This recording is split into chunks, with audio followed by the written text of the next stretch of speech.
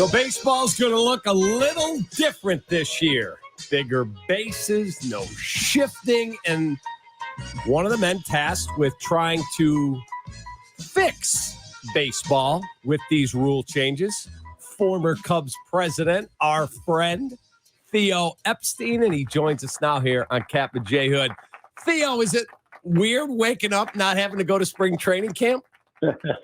It is weird. This time of year, I've been waking up and thinking like I forgot something, or, that old dream about going to school, forgetting you had a test. It feels that way not being in spring training.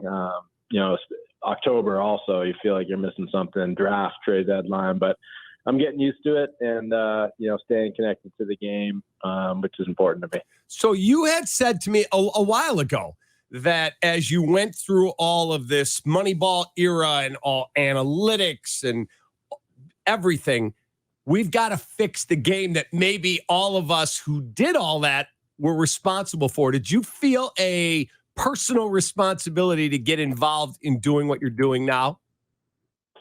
Yeah, I thought it was important that we get out in front of the changes because, the game's been changing a lot the last 20 years or so. And as you mentioned, front offices and people like me were partly responsible. A lot of these optimizations, trying to put your players in a position, put your team in a position to win a few more games, worked in that regard, but they didn't work in terms of putting the most entertaining product out there. And I don't feel guilty about it because that was my job as a GM, was try to win as many games as I can. But sure, I feel, part of the responsibility, and I care about the game. So I just think it makes a lot of sense, and credit to the commissioner and the owners and the players for recognizing this, that the game's going to change regardless. And so be intentional about it. 20 years ago, we never would have set out to design a game that ended up where we are today, with the league hitting 243, with the strikeout rate across the league higher than Bob Gibson's strikeout rate, with generational lows and triples, doubles, and stolen bases, that's been diving plays, the types of plays that fans love the most.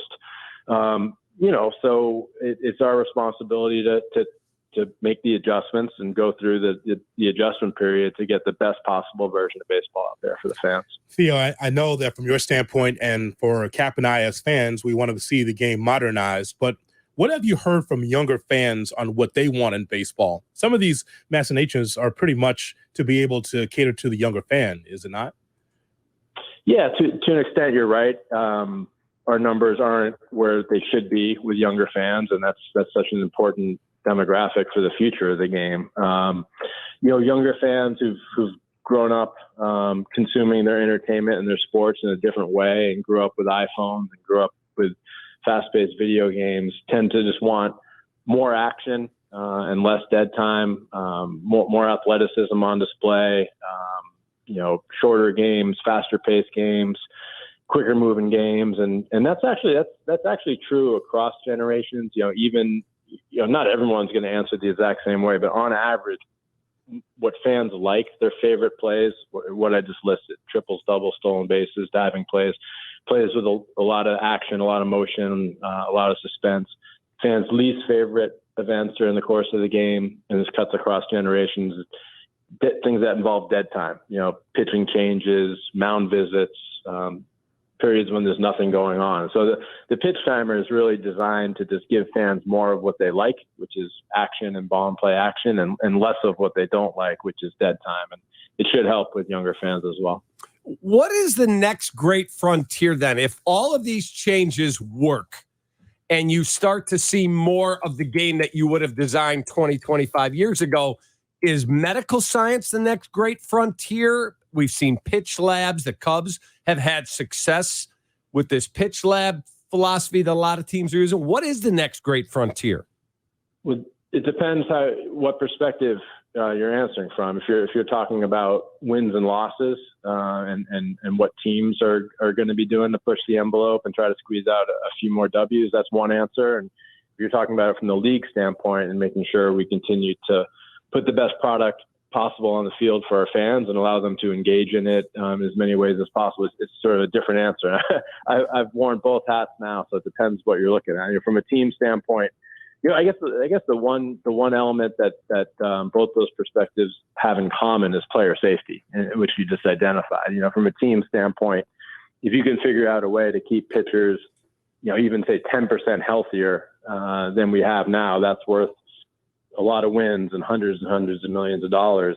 And player safety is also at the forefront of what the league is trying to achieve with rule changes, because we recognize our product is the players. We have the greatest players in the world, and keeping them on the field, keeping them healthy, ensuring that they have long careers and can be out there entertaining our fans is really important to us. So there is a player safety element in say, for instance, the bigger bases, which provide more room for base runners and fielders to avoid each other on plays around the bases. When we tested that in the minor leagues in over 8,000 games, we saw about 30% fewer collisions and injuries near the bases. So, yeah, player safety is important. But as far as like the next great innovation from a competitive standpoint, that's being researched right now in 30 different organizations. But from a league standpoint, it's all about figuring out how the fan of tomorrow is going to watch sports, engage in sports, participate in sports. Some of it has to do with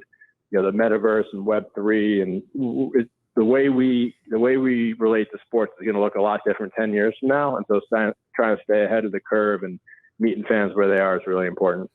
Theo Epstein with Kaplan J. Hood on ESPN 1000 and streaming on the ESPN Chicago app.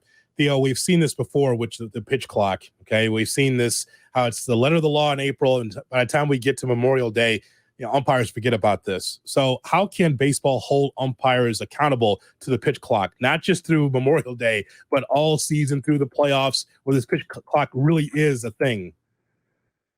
Yeah, it's completely different this time. In the past, the pitch timing enforcement has basically been a suggestion, and the way it was enforced, the way pace of game violations were enforced in the past was sort of a letter to the players from the commissioner's office, warning them, and then ultimately giving fines, progressive fines that were really just pennies in the big picture, given what guys are making. So now it's totally different. Now it's part of the fabric of the game itself.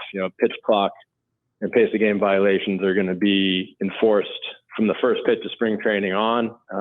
Umpires are responsible for that. There's actually an additional league staff member called the field timing coordinator who's going to be up in the box in communication with the umpires in charge of the clock. And the umpire and the field timing coordinator work together to make sure they're enforced. And the penalty is an automatic ball and an automatic strike. And I was in the Arizona Fall League when we enforced this for the first time, and watched as one of the top prospects in baseball at the time, Spencer Torkelson, got up there with 2 strikes. He wasn't attentive to the pitcher in time. He had a pitch timer violation, automatic strike 3, and he had to sit down, and he never had a violation ever again. And that's really ultimately how you get how you get enforcement, is when guys strike out on an automatic strike, or when you walk somebody on an automatic ball. That's how you get change. And the adjustment period in the minor leagues was about 3 to 4 weeks. The pitch timer rules rolled out there. We had multiple violations per game for that 3-week adjustment period. And that's not ultimately what you want, but it's human nature. It takes about that long to adjust to something that's significant. And then the cool part is, after those 3-4 weeks, we average half a violation per game, both teams combined. So your team on average had an automatic ball or automatic strike assessed against them only once every 4 games, which is certainly something that we could live with in order to get all the benefits of better pace of play. Theo, which rule change of all of them do you think fans, not players, fans are going to look at and go, love it? Because like I'm reading quotes from Eric Hosmer, he said, I hate when I hit one hard up the middle and the shortstop standing there. Well, that's not going to be part of the way the game is going forward. Is it the pizza boxes Alex Cora referred to the bases as? Is it shifting? Is it pitch clock? Which number one fans will say to you, that's awesome? Yeah, ultimately, I think it's going to be the pitch timer, and not because they notice the pitch timer, but because they notice the results of it, which involves just a better better pace of play, a beautiful rhythm and flow to the game. The way, if you hop on YouTube right now and watch any game from your youth. And the other day I was watching the 75 World Series, Louis Tiant on the mound. Mm-hmm. He got the ball, he got a sign, and he fired like every 10 seconds. It's this beautiful rhythm. Like every time you take a breath, there's a pitch being thrown. You can't turn it off. It's just so much more happens. These days, last year in the big leagues, you had to wait 4 minutes simply to see a ball put in play. On average, it takes 4 minutes. In the 75 World Series, it must have been half of that because they're just getting the ball and firing. So I think fans are going to love the pitch clock the most. And it's going to fade into the background. The way when you go to an NBA game, no one goes home and says, "Oh, that 24-second clock was awesome," but you don't even notice it. But what you notice is this beautiful rhythm up and down the court, shots being put up, transition game. That's all caused by the 24-second shot clock. The same way, ultimately, what you're going to be left with, I think, is just a faster paced, action-packed style of play, and you don't even notice the pitch timer after a few weeks. Cap, that Theo's got the actual reel-to-reel. He's got the film. That's why it looked faster. He actually laced up his own 30s. Film. Yeah, that's what it was. He didn't have watch it on television. Oh no, it was the old. He laced his own film. It was great, like we in a movie theater. Hey Theo, when you come back to town, which of Jed's palatial estates do you sleep at? It's so hard, when you've got multiple mansions the way Jed does. It depends where he has his household staff. It depends which place has been cleaned lately and up to snuff. So, and also times are tough for Jed, so he's renting out 1.5 of the places there. I understand they're sharing the other one out. So Jed Hoyer, slumlord. That's it. That's it. Hey, man, we appreciate you taking time for us. Everybody back here misses you in Chicago. I miss Chicago, and it's fun to be back. Look forward to seeing everyone in the bleachers at some point this year.